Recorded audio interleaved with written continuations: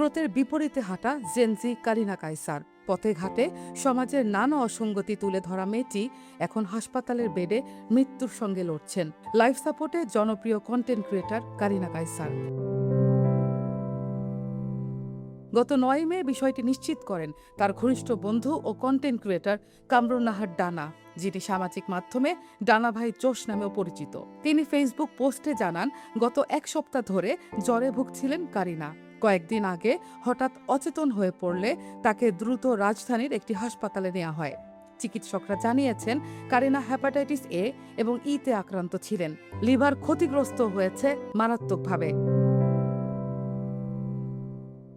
জানা গেছে, গত ৮ই মে রাত থেকে তাকে লাইফ সাপোর্টে রাখা হয়েছে। বর্তমানে তার অবস্থা বেশ সংকটাপন্ন। উন্নত চিকিৎসার জন্য তাকে ভারতে নেয়ার চেষ্টাও করছে পরিবার। এদিকে সামাজিক যোগাযোগ মাধ্যমে বিভিন্ন শ্রেণী পেশার ইনফ্লুয়েন্সার ও শুভাকাঙ্ক্ষীরা কারিনার সুস্থতার জন্য দোয়া চেয়ে যাচ্ছেন। হাস্যরসাত্মক ও বিনোদনধর্মী কন্টেন্ট নির্মাণের মাধ্যমে পরিচিতি পাওয়া কারিনা কায়সার চলচ্চিত্র 362436-এও অভিনয় করেছিলেন।